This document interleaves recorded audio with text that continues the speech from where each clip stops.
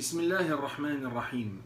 Lors de notre présentation du paragraphe allant du verset numéro 20 au verset numéro 24 du chapitre de la génisse, nous avions terminé en appelant à méditer les preuves données par Allah pour convaincre de l'utilité de son adoration.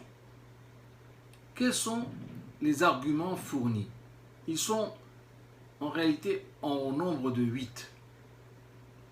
Allah aurait bien pu donner son ordre d'adoration et se suffire de son pouvoir absolu pour le faire respecter.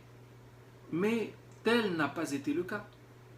Il a en effet commencé par asseoir le bien fondé de son appel à l'adorer en rappelant son pouvoir créateur. Alladhi khalaqakum walladhina min qablikum. Celui qui vous a créé ainsi que ceux qui vous sont venus avant vous. Et après avoir rappelé ce pouvoir créateur, il a avancé l'argument de l'atteinte de la piété pleine de vertu, comme fruit de son adoration, sachant que celle-ci, la piété pleine de vertu, doit être une finalité pour quiconque aspire à la sérénité.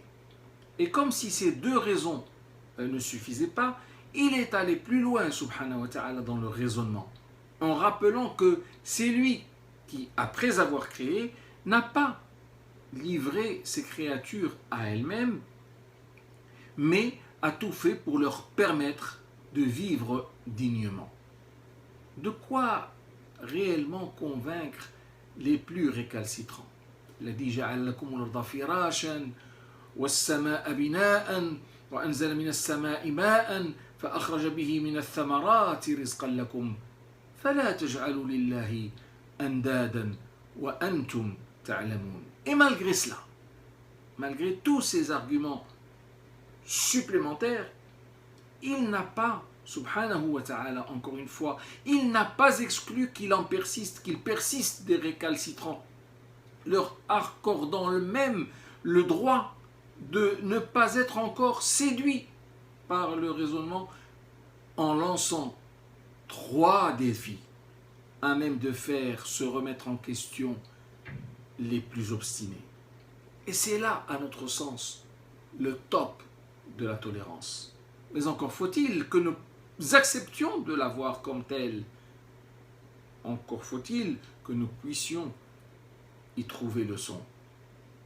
Mais nous ne pouvons finir sans louer le Seigneur.